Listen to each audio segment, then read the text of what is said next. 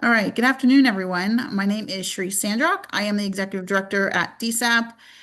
This is our speaker series, and we are so excited today to have Ashley Fina here with us.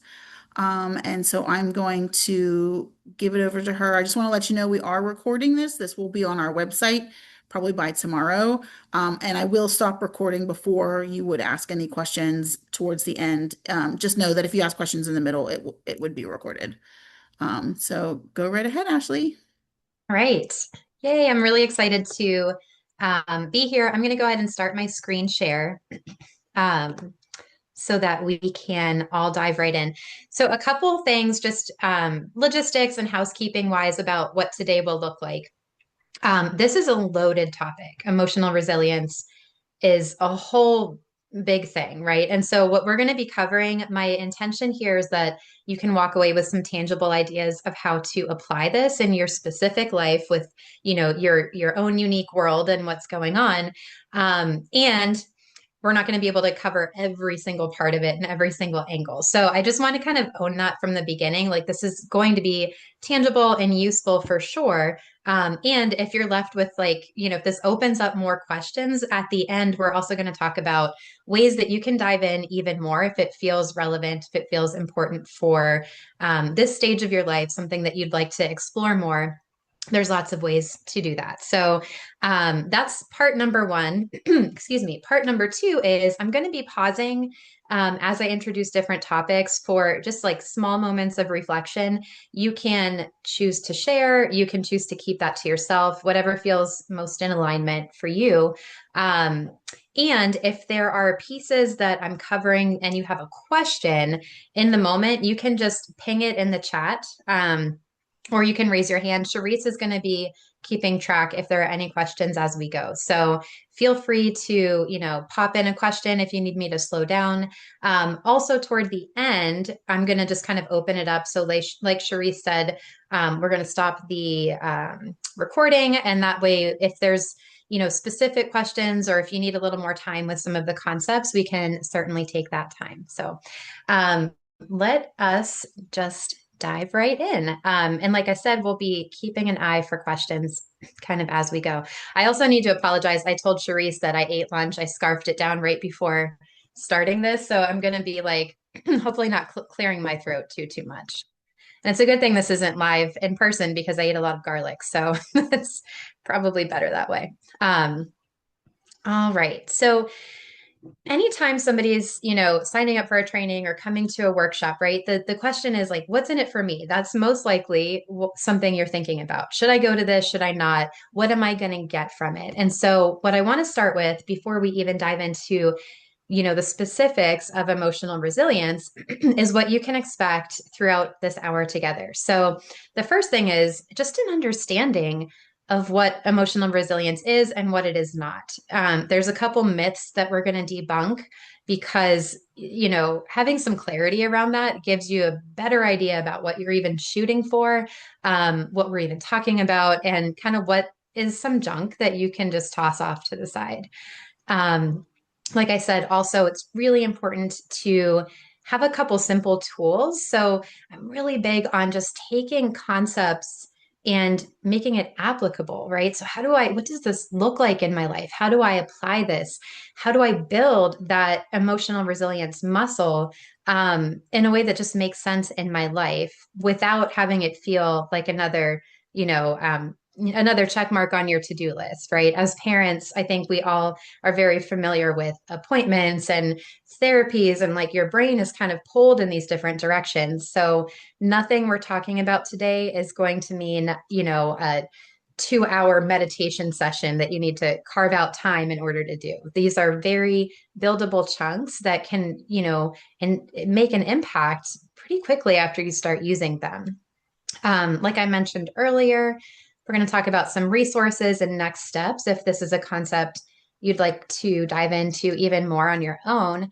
But the biggest thing for me, whether I'm doing this workshop in person or online, is that there's at least a sense of community, right? And there's this reminder that as parents, we're just not in this alone. There's so many common experiences and challenges. And so just that knowledge that, even if we don't get a chance to connect with our community every day, there is a community out there of parents and providers who understand, who not only can see where you are, but who get it, who can be there with you, walking through the day to day. So that's the biggest thing, is connection is the foundation of all of this, and it's really important. Okay. So just a little bit about my background, and I'm going to share a story with you because it might resonate as, being true for a lot of parents who are watching this. So my background is that I'm a counselor. I've had a private practice here in the Pittsburgh area since 2011. So it's just over 15 years. And I also have a 4.5-year-old who has Down syndrome. So my little girl, Juliana, she surprised us at birth, immediately after birth. It was like not even a question. They let us know that she had markers, physical markers for Down syndrome. And whether you got, as a parent, got your diagnosis at birth or it was prenatal, we're all familiar with that moment of like, wait, what? No, no, couldn't be. That just doesn't make any sense. It doesn't connect. It doesn't click. So my girl is 4.5 now. She is thriving. She just finished up preschool and was devastated because this is her first experience of summer, and she would just rather be in school than be at home with me in the summer. So, it's kind of cool to think about, that birth diagnosis moment and then where I am today. This is a concept we're going to come back to toward the end, but right, like that moment of like, no, this isn't possible. It couldn't be, to where you are now. And there's so much resilience just built into that, just from, walking this walk and living this life day to day, right? Some of those things that felt so scary and out of control in the beginning are now like, it's just no big deal, right? Um, Now, here's the story I want to share with you that you most likely can resonate with on some level.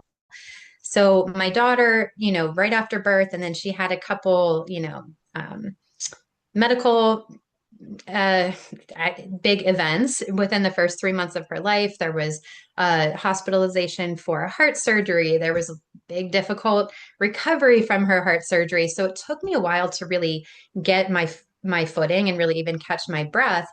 Once I did, I thought, all right, I cannot carry this alone. My husband is great. My support system is great. And I needed something more, right? I needed a little bit more support. So I reached out to a therapist because I'm a therapist and I believe in it. And the clinician that I was meeting with was a lovely person, great therapist. But it also really opened up a mirror for me to see this gap that is present for parents who have a kid with a disability. So I go, my little girl's like 4 or 5 months old, and I go to the therapist and I'm just really kind of like spewing out all these fears that I have, all this that I've been holding in my head for the last few months about what's life going to look like? Is she going to get married? Is she going to live with us forever? Blah, blah, blah, blah, all these things that are so far into the future. And the therapist said to me, well, all parents worry about their kids. You've got to stop seeing yourself as so different. And I took that for a second and I thought, maybe she's right. Came home and I'm really like chewing on those words and struggling with it. And where I landed is that it is different. This experience is different.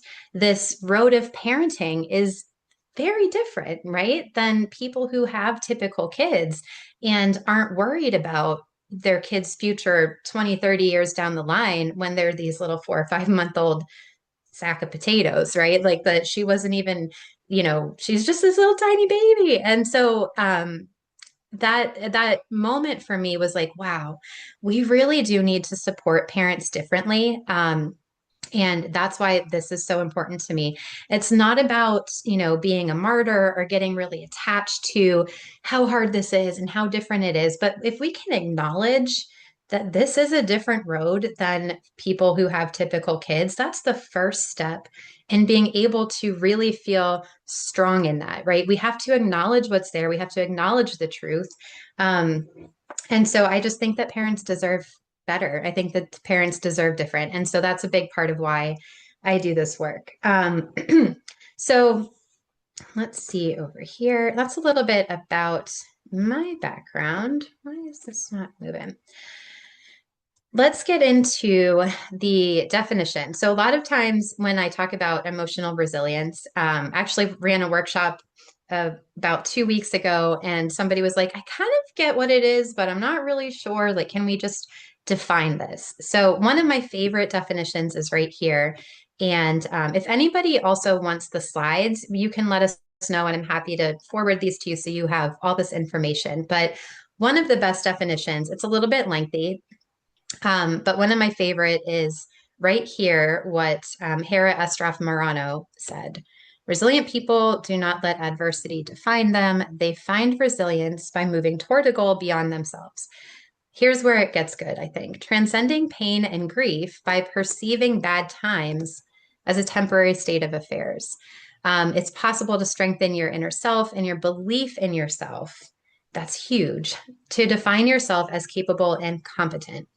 So, this kind of middle right in here of this phrase is really a great reflection of what an emotional resilient person experiences. And it's a muscle that's not just, hey, I was born by default emotionally resilient, or I'm the opposite of emotionally resilient.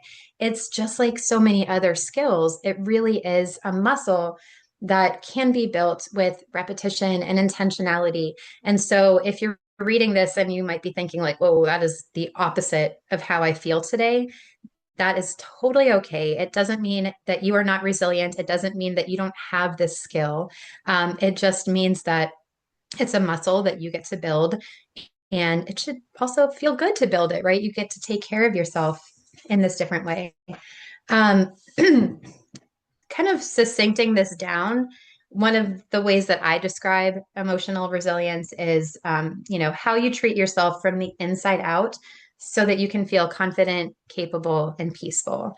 After talking with a lot of parents who are, in this community with us, I find that that is really kind of like the sweet spot, right? When I can feel confident, when I can feel like I am a capable caregiver to this beautiful human, and I can feel at peace, right? There's some amount of peace at the end of the day. You have done enough, you have shown up as enough, you have taken care of yourself and those around you, and you just feel that juicy, peaceful feeling. All right. And if I'm going too fast, and someone can always let me know too. There we go. All right. So, like I said, we're going to do a little bit of myth busting about what emotional resilience is not. I think this is really important because if you're anywhere online or really anywhere in our media, there's a lot of kind of like wellness talk, and right, it's kind of like making its way into our vernacular, which is really, really good. And sometimes it's steering us in the wrong direction. So, I was talking with a parent the other day, and they were like, hey, I feel like anybody on the outside would look at me and say, man, you're so strong, right? You're so strong. And like, there's this idea about like, I can hold it all together and I'm just this strong parent. But on the inside, is this is what the parent said to me. I feel like a house of cards that could just like crumble at any minute. So emotional resilience is not just bracing yourself up and like, feeling strong every day or putting forth this air of strength. That's not a bad thing at all. I think that's actually a really great thing to be able to do. And emotional resilience is a little bit more about what's happening on the inside. Very similar, concept here. It's not this idea that like I should be able to, keep all these plates spinning at the same exact time. And the more plates I can keep spinning, the more resilient I am. And it's not about just getting high fives from people in your life. So I created this little meme because I think this is very indicative for parents who have that strong parent. You can handle so much. And inside we're like, oh my gosh, I'm not feeling so strong. This little meme of the high five. I think that is so um, apt for a lot of how we feel when we're juggling all these different things. And maybe we even ask for help, right? And the idea is like, yes, I can acknowledge there's so much on your plate. You're so strong. Good job. And meanwhile, we're like, help, please. I need something more than just strength and keeping these plates spinning all the time. So that is what we're diving into today. Um, This next section, we're going to dive into some of the common challenges and what the research and the data shows for parents who have a kid with a disability. This is not specific to Down syndrome. This is really kind of a comprehensive meta-analysis of just parents who have children with all in any spectrum of disability. But it certainly fits for our community, right? We fit into that column. So this meta-analysis, and I put it down here. I'm happy to share even a link if anybody wants to read into this more. But what this meta-analysis did is it took all these different kind of smaller research studies and conglomerated all of them together to see what are the bigger trends. What can we know? How can we predict what is going on for parents so that we can support them better? And the beauty of understanding this, again, is not to, someone mentioned this word the other day, like, I don't want to wallow, right? It's not to wallow. It's not to, you know, sit with all of the muck. But again, when we can name it, when we can understand it, when we can see, oh my gosh, I'm not an alien. This is something that happens to so many parents who are walking the same road. There's something really powerful about that. So back to what the meta-analysis came up with is that parents of a children or caregiver with a disability are 2 to 3 times more likely to develop clinical clinical depression or anxiety symptoms. So um, those are things like feelings of guilt. You can read through these. I mean, again, I think most parents can read this and think, okay, yep, that makes sense. That makes sense. Ongoing anxiety about your child's future. Again, that was me the first time I saw my own therapist about this, worrying about, my 4-month-old ever getting married or going to college, right? These are things that just kind of land heavier for parents. Um, what the meta-analysis doesn't talk about, but I think is important to bring up, is that this is not because disability parents are more fragile. It's not because there's something that happens to be off about our chemical makeup or what's going on in our brain. There's no default, right? There's no difference in our parenting brain versus somebody else. What it is, it's that our lived experience is different than what the world around us supports, right? So, in other words, we are living in different reality than a lot of our typical peers. And that we pay a toll for that, right? Unless we can really, get this adequate support and understand ourselves in a different way. Like it's just true that this heaviness can cause these ongoing anxiety and depression symptoms. It doesn't have to stay that way. That's just the baseline of where we're starting. Um, So, diving into this a little bit further, there were really 10 challenges that were identified. And this is the first place today that I want to stop and invite, if you're watching this live or if you're watching this on a replay, maybe we're just going to take about 2 minutes to really have you sit through this and look at these big 10 challenges, right? These are I call them the big 10 because they're kind of pretty all encompassing. Anytime I've talked with a parent about these or ran a workshop and gone over these, pretty much everybody's like, yes, yes, yes, yes, yes, yes, yes. It's familiar, right? And so again, that beauty of being able to know, like, hey, I'm not an alien. The way I'm reacting to what's going on in my life is not wrong or bad. These are very common challenges that we go through. What I would like to do to start moving that needle for you to really understand, like, how do I apply this to myself, is to take just, let's do 60 seconds. It shouldn't take long. And really identify like which of these feel most applicable to you today.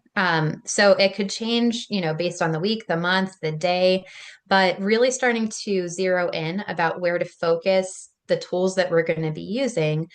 Um, what feel out of guilt, the appointments, this appointments for me feels like time, right? Logistics. Like it's a lot of moving pieces at once. Financial strain, advocacy fatigue, isolation, fear about the future, marital stress, comparisons, decision fatigue, and grief.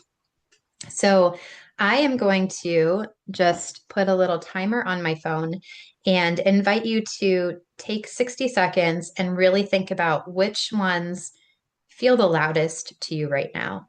Um, Also, as a side note, if there's anything that's not included in the Big Ten, um, you can write your own down too. This is for you, and so you can make it your own. So we'll take about 60 seconds and we will just start right now.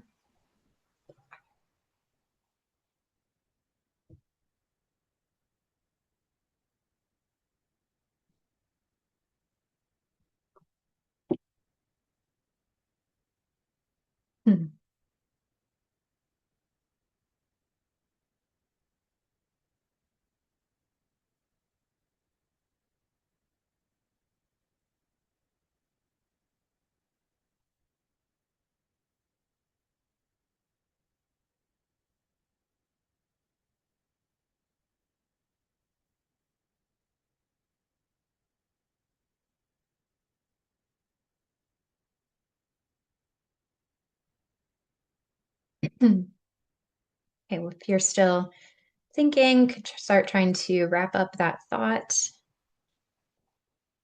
And you can ideally write them down. You can just kind of keep them categorized in your head, whatever makes the most sense for you as we move forward. So, like I said, this is part of starting to build what we're going to create like an emotional resilience toolbox, and really personalizing it. So, this is the very first step in that process here today. Um, and then just a little note about the nervous system. So, all of these kind of Big Ten challenges, the most simple way to put it is they sort of put us in this constant state of fight, flight, or freeze. Now, what that means is that your sympathetic nervous system is kicked on. The sympathetic nervous system is really great for keeping us safe, keeping, noticing dangers down the road, for like understandable anxiety, right? In other words, if walk out into the street and there's a car coming, your sympathetic nervous system is kicking on to keep you safe, to say, oh, get the heck out of here. Like, let's back up. The thing that happens is with all of these things that are going on over here, our nervous system sort of stays there. And so, what we're going to talk about today are some different tools, thought tools, and also somatic tools, meaning body tools, to cue to your nervous system that, like, I'm not about to get hit by a car. There's no huge threat, right? It's being able to turn on that opposite, the flip side of that nervous system. So there is, again, if you're into like the wellness space at all, or follow any accounts on social media, there's a lot of talk about turning off your nervous system, and I'm always like, we don't want that. We got to have the nervous system on. What we're really talking about is being able to switch from fight, flight, or freeze to, the kind of the simple way of saying the parasympathetic sympathetic nervous system is rest and digest. The part of your nervous system that tells your body, all right, we've done what we had to do. There's no big threat. There is nothing on our to-do list. We can just find that state of peace that I talked about in the beginning. Now, this is why support for parents is really important, because accessing that part of our nervous system when you're dealing with all of this can be really challenging. And that's where emotional resilience tools like we're going to talk about today come in to, I put the word mitigate. It's not about eliminating stress. I think sometimes that can get a little bit twisted too, like, but I still feel stressed sometimes. Yes, we're talking about mitigating and being able to know how to calm your nervous system when the time is right, right? So it's not about never ever feeling any of these challenges again. It's about also giving yourself an option to relax from them, to find that peace at the end of the day, to feel calm and confident and capable. All right, just want to do a real quick check. I think we're good on questions, right? Okay. I don't see anything in the chat. Okay.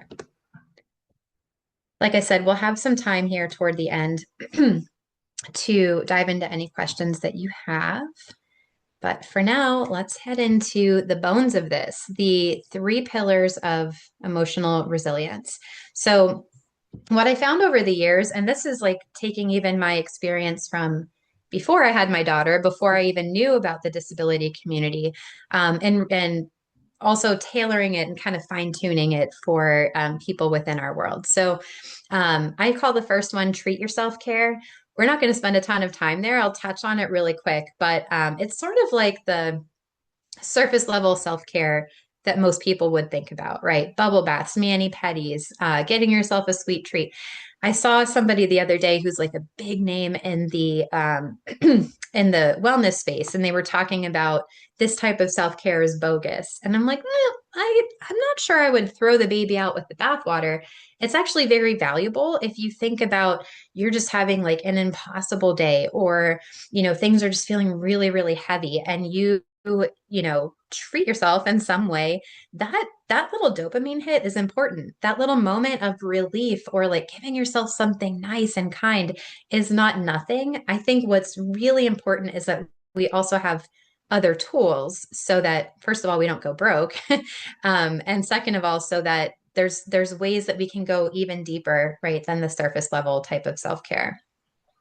The second pillar are thought exercises. So I kind of consider this like starting to become a detective about, what am I thinking?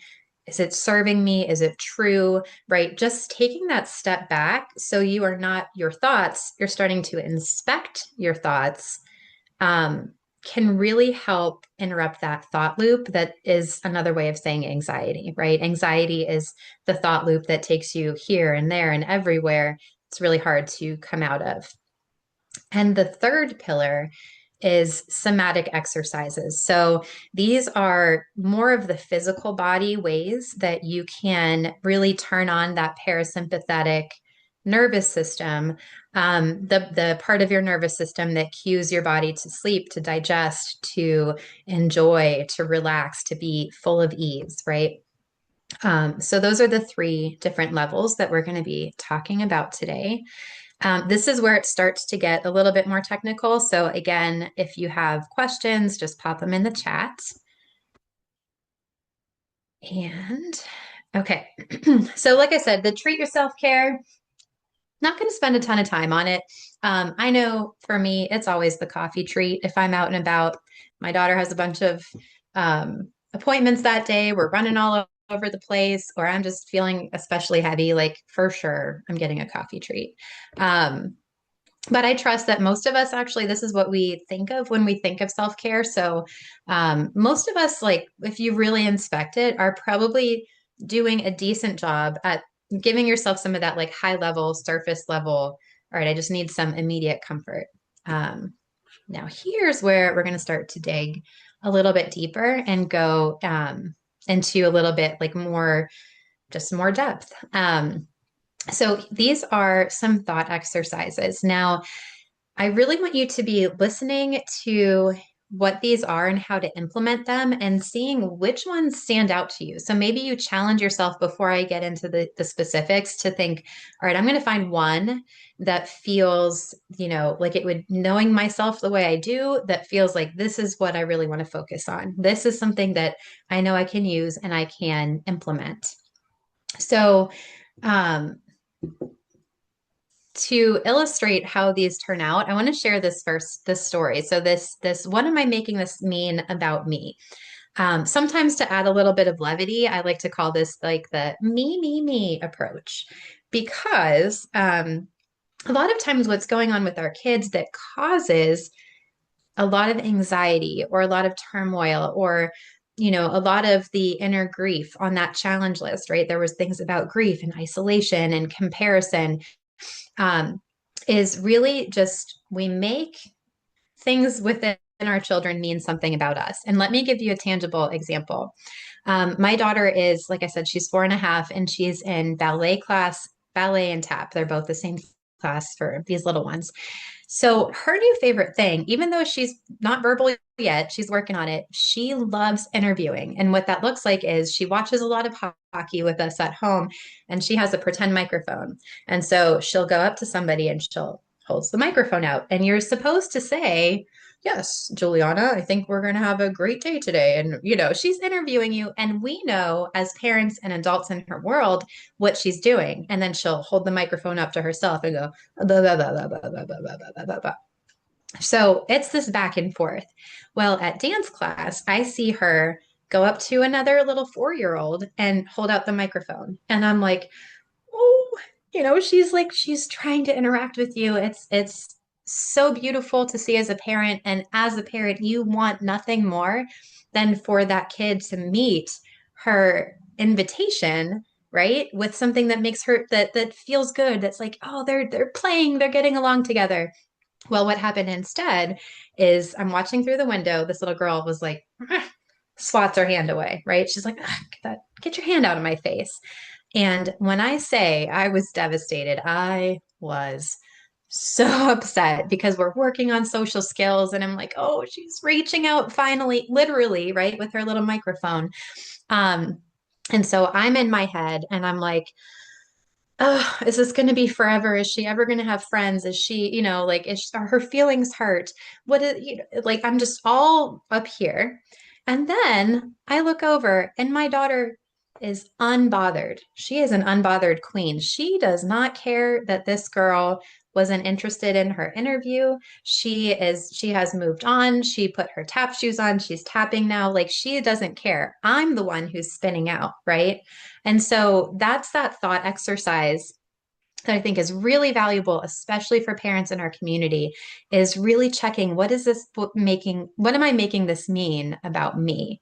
So again, my daughter has moved on and I am making it mean about me that like I would be devastated if somebody brushed me off like that. I have a hard time when I'm left out. I have a hard time when I'm misunderstood. She's good. She's fine, right? Maybe that'll change when she's 17, 18, who knows? But in this moment, she is fine. So that is the first thought exercise that I want to introduce. And I share stories because that might get your brain jogging, thinking about what this can look like, right? In application in your own life. This next one is one that was like brought up to me in grad school, and that this demonstrates the power of words in a big way. Um, these different, and you might even try it on your own, kind of try this on and see how it fits. A lot of times when we're anxious or, we're getting these thoughts on a thought loop, we're like, what if this happens? What if, my kid needs a G tube? What if they, don't succeed in school? And you can feel when you're in what if, you can feel that energy like it's turmoil, right? And so really practicing changing this language from what if to even if. Um, so without giving it away any personal information, I had a client the other day who is in a place where they're not sure their kid's going to be able to stay in the school that they're at. And it was a lot of this what if. What if this happens? What if the IEP meeting goes this way? What? And so just for fun, we kind of tried this on, like what shifts for this parent when the language is even if. And you can feel, I don't know if you can, but I know for me, I can feel how much more grounded that is, right? From going, what if, and it's almost like, what if it contributes to the spiral. It contributes to this runaway train because then it becomes, what if this happens? And then what if that happens? And then right next thing you know, you're 25 steps down the road that may or may not even happen. Now, when your language, your internal language shifts to even if, the story starts to become even if my kid goes to a different school, yeah, we're gonna figure that out, right?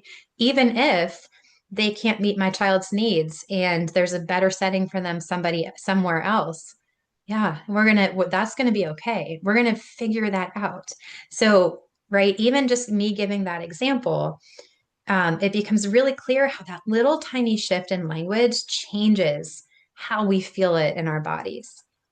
Now, the last one, excuse me, is what I like to call just find the fact, right? The simple way to think about that is to really start questioning, is this a fact or is this an opinion? So, using my daughter's example in her dance class, I'm like, oh my gosh, she's going to be lonely and she's going to have the hardest time making friends. Okay. Right. What is the fact here that's making me create this whole story around it? And if I can just get myself back to the fact, it makes me stop again with that thought loop and that runaway train. So the fact is, my daughter wanted to pretend interview this kid. Kid didn't know what she was talking about. And now the fact is, my daughter's happily dancing and unbothered. Right. That's what I can see. That's the evidence that's right in front of me. And it kind of stopped me from being all up here and helped me just be in that moment. We're fine.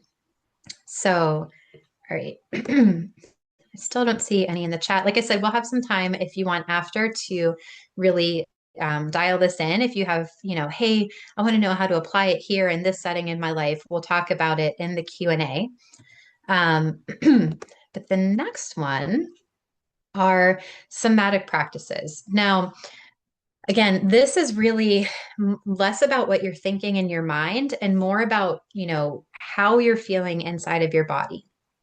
One that I should have put on here, another bullet point is breathing exercises. Right before we got on this call, I was like, oh my gosh, I left out one of the biggest ones. But this is really like build your own adventure kind of thing. There are definitely exercises that you can try, and I put some of them here. But really, it's anything that gets you out of your head and gets you in like deeper into your body. One of my favorite exercises, and this is like a little bit woo woo for some people, but there's just so much evidence of how it works with your nervous system, is grounding like a tree. You literally, it's so simple. You don't need like a big, huge meditation. You can literally put your feet on the floor, right? And you imagine that there's roots growing out of them. And if you think about a tree, they're not completely still, right? They're constantly swaying and being like pushed around, kind of, for lack of a better term, by the world around them, but they are immovable. They are so grounded, they are so rooted, right? And so that's a really simple thing, is just using your imagination to really connect with that part of your body that's so strong and so grounded. Another way is just feet in the grass, right? Like doing double points, double bonus points if you're doing that grounding exercise with your feet in the grass.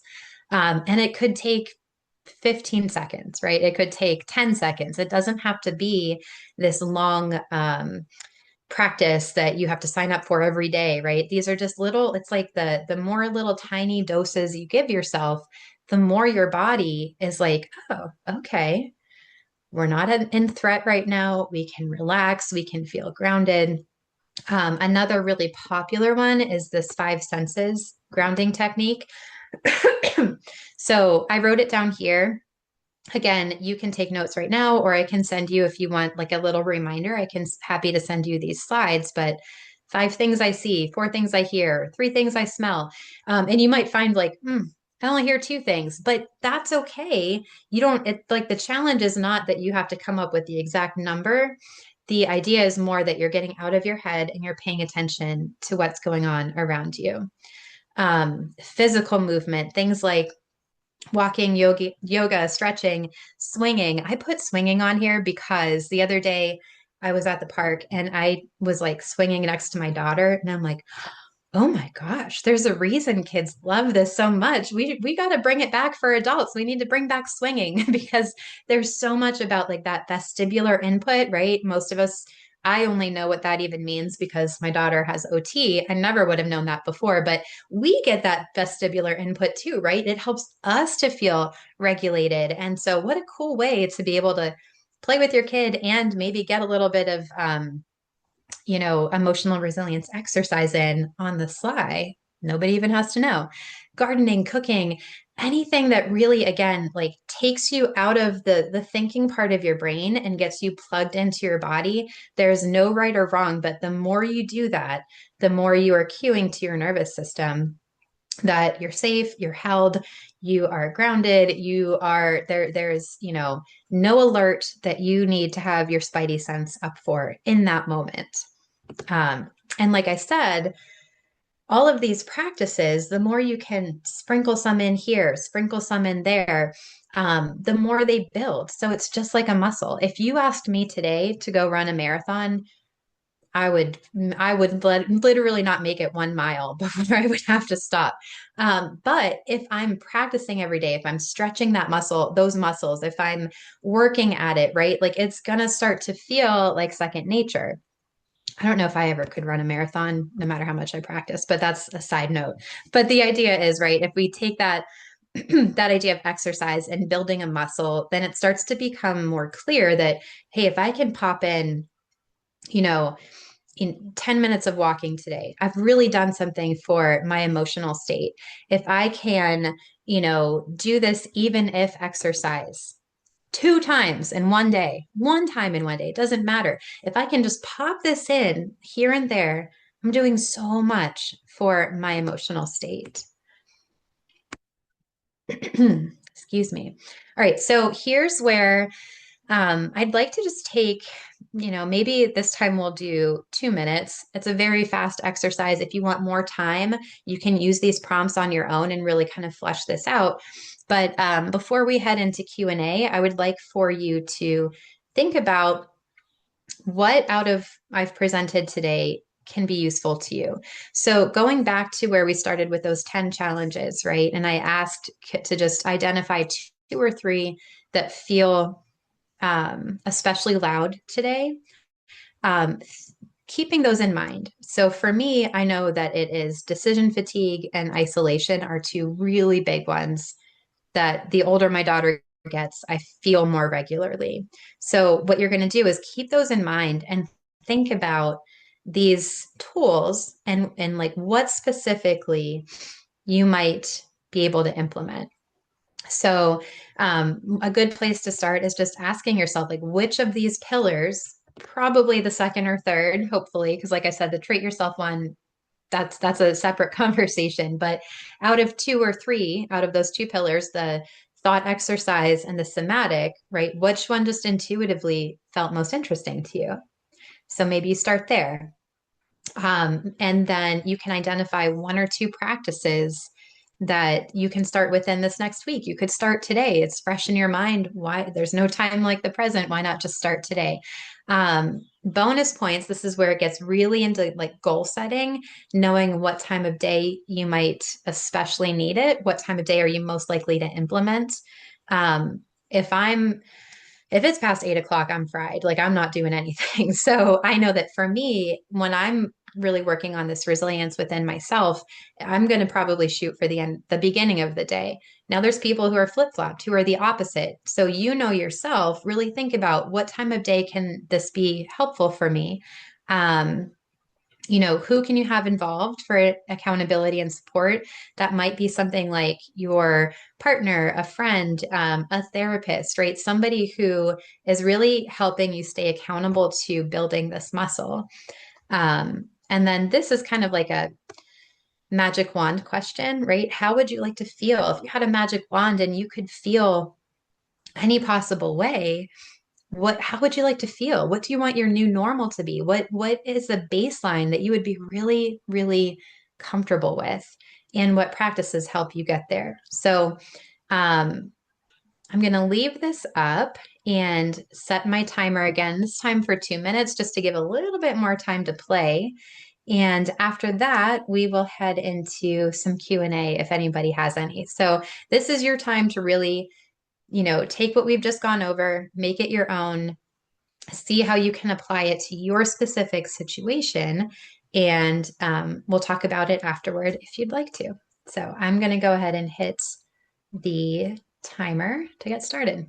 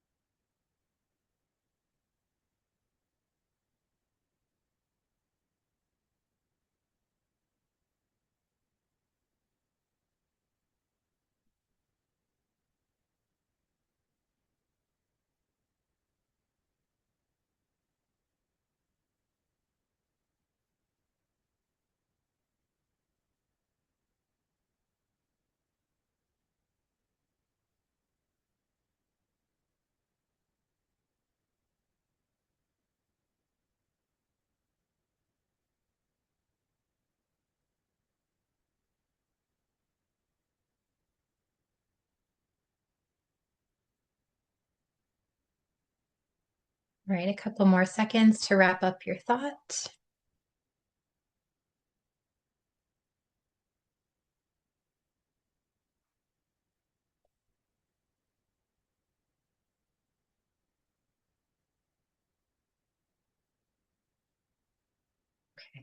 Okay. If you're still thinking or writing or brainstorming, you can always come back to this, um, on your own and come back to these questions and these prompts. You can use these over and over again. So, this is sort of like a check-in for yourself, these 5 questions. And the more you come back to them, the better. The more you can really understand, like, what is it that I need right now? How can I fill my cup today, which might be different than, how I would have needed to fill it a week ago or a day ago or a month ago. So this is part of really understanding, how you can support yourself and how you can build that resilience plan in a way that's completely unique to you. So, um, like I said, we'll open this up to questions, comments, ahas. But before we do that, I want to just remind you, you might have seen it, a partnership between me and DSAP. And thank you so much, Charisse, for spearheading this and making this, helping to make this a reality. But right now, we're able to offer 3 individual sessions for our DSAP parents for diving into this deeper, really exploring and getting some support about your journey through your journey with parenting a kid with a disability. So if that's something that's of interest to you, it's super simple. You can just reach out to me and we make it work. So you can reach out to me. We'll talk about scheduling, what it looks like. I can answer any questions, but those 3 sessions are funded through DSAP. So completely free of charge and available to you should you feel called. So that is something that is really exciting. And we've had a couple parents move through that, and it's been really great so far. So I'm really excited to be part of offering that. And then also there are lots of other resources. So I have like a whole list of, especially even local parenting resources, groups, counseling groups that offer all sorts of like kind of support for parents that a lot of people don't even know about. So if that's something that you're interested in, is just additional resources, I'm happy to brainstorm through that with you. So thank you to everybody who's here. I think we might have one chat. Let's see. Oh, thank you for this. Thanks, Kate. I'm going to go ahead, if it's okay with you, Charisse, and just open this up to